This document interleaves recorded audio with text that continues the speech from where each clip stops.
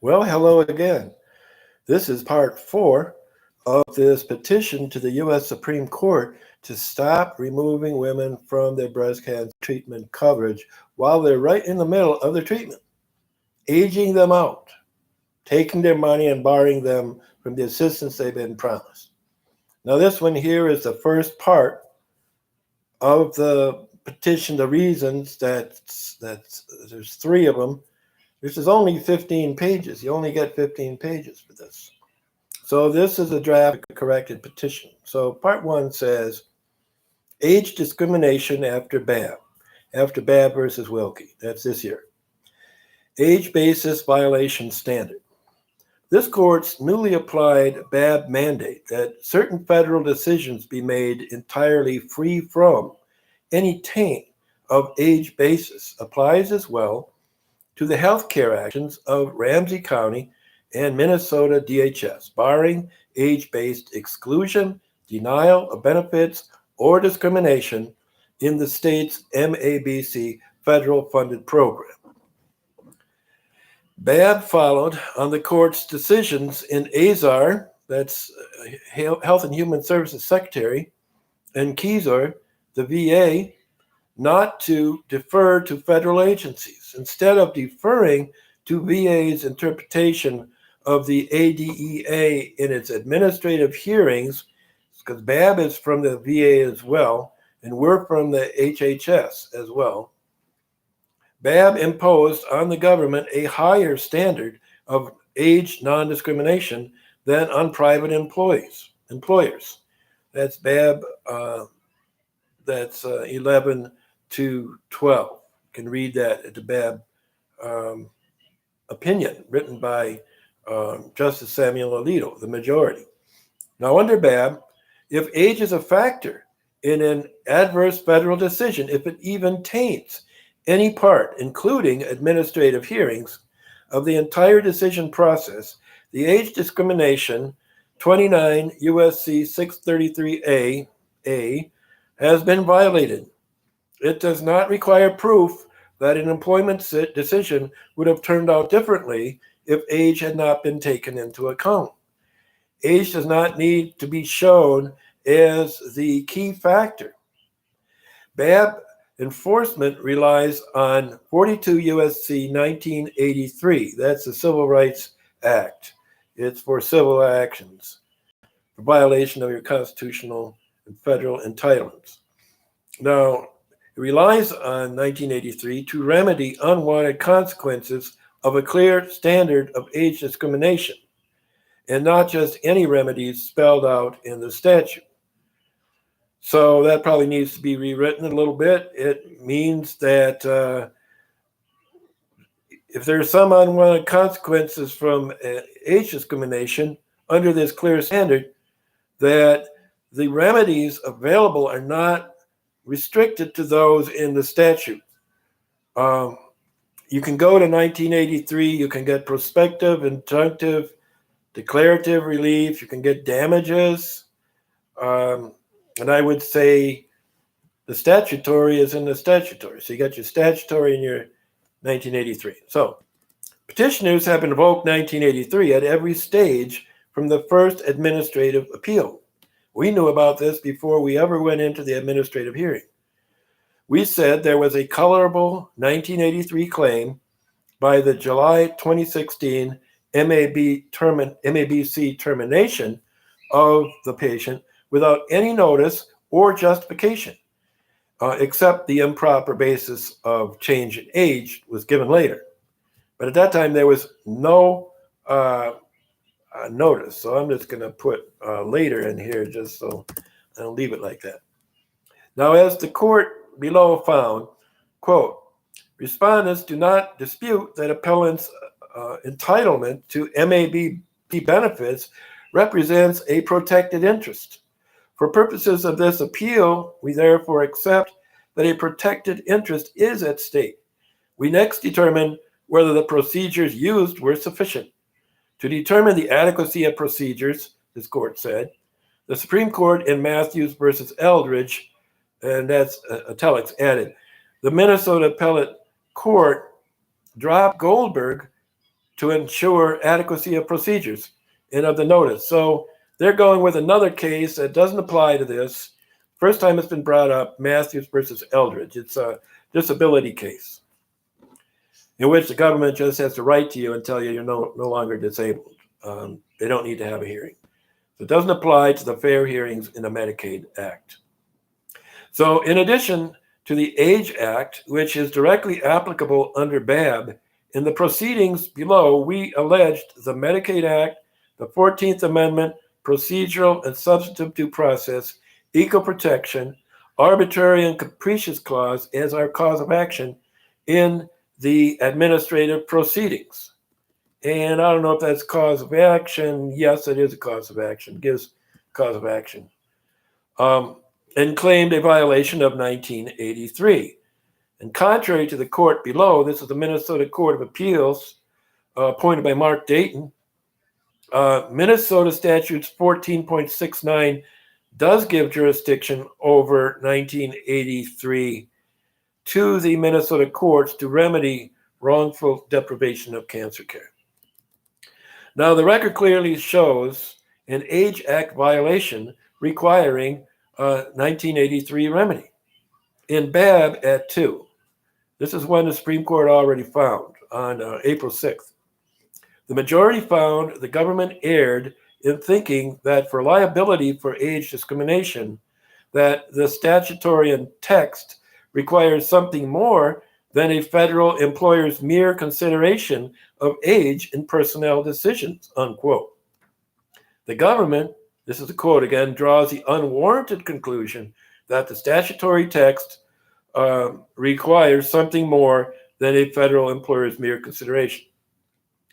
So the BAB ruling, this is the dissent of Justice Thomas, imposes liability if an agency's personnel actions are at all tainted by considerations of age. So that was a personnel action. This is a healthcare action. And Thomas lamented, this rule is so broad that a plaintiff could bring a cause of action even if he is ultimately promoted or hired over a younger applicant, unquote. However, the statute provides no remedy for the age discrimination violation, and you being the Supreme Court, relied on 1983. So what about exceptions? Is there an exception that would allow state of Minnesota and the county of Ramsey to run this as if they could eliminate people on the basis of their age? Well, let's look at the law. None of the exceptions or limitations of coverage in the Age Act and 42 U.S.C. 6103 or 43 Code of Federal Regulations 17.311 apply to justify the respondent's use of age to remove her or deny her MABC benefits during the time she requires treatment. And the law post-BAB puts the burden on the government to justify every taint of their age discrimination. And they have not met this burden and cannot. Were the government to belatedly offer an account of the need for their age-based actions as normal operations of a cancer care program or reasonably necessary to achieve statutory objectives, 6103 provides protection for these kinds of actions only if A, such action reasonably takes into account age as a factor necessary to the normal operation or the achievement of any statutory objective of such program or activity, or the differentiation made by such action is based upon reasonable factors other than age.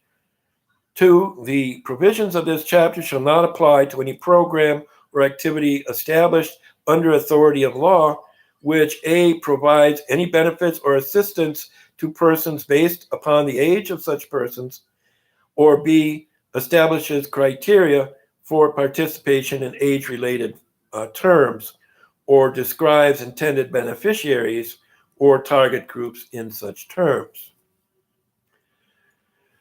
So then, at respondents' insistence, however, the court below doesn't allow the full statutory scheme to even be examined, clinging to an untenable position that such inquiry is barred by the plain language of a single provision in the obviously initial requirements, which is subdivision A4 of that statute. That's Minnesota Statutes 256B.057, subdivision 10, A4. So this is why I'm doing this drafting.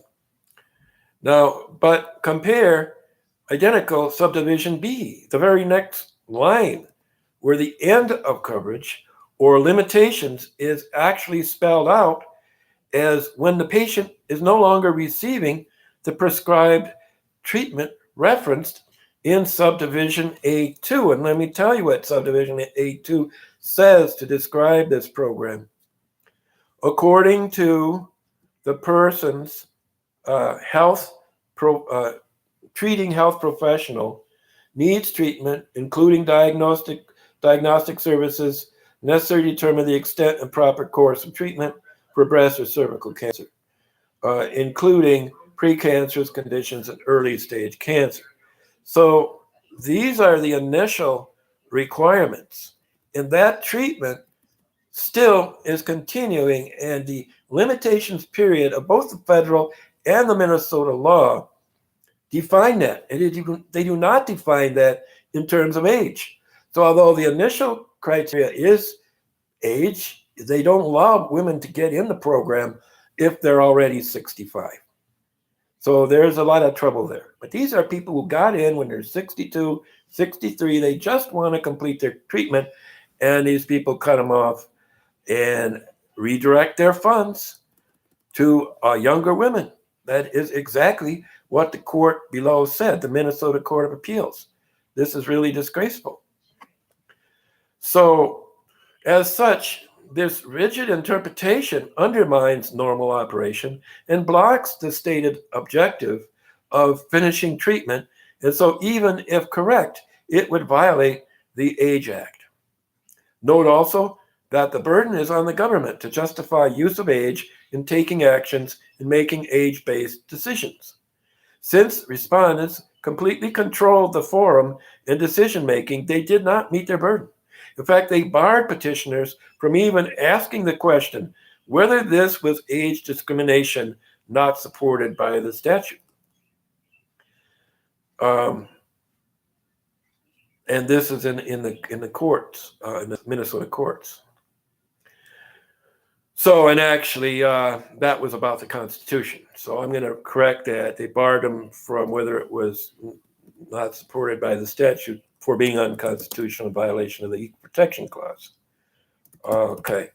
So petitioners, on the other hand, did meet our burden of proof to show that the county, on the basis of age, an elderly program, had terminated her in July 2016 when they began to charge her an age-based spend-down.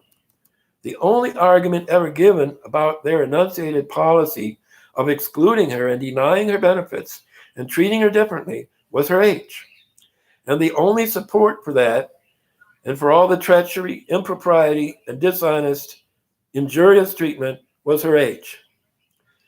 Respondents urged that MABC is merely a temporary solution to a crack, a temporary fix to allow certain women to have a few proceedings from a doctor after they are diagnosed positive, but ending when they are removed and placed in a spend down to 81% of poverty because of the supplement to Medicare, which covers only 80% of some medical care in the MABC program.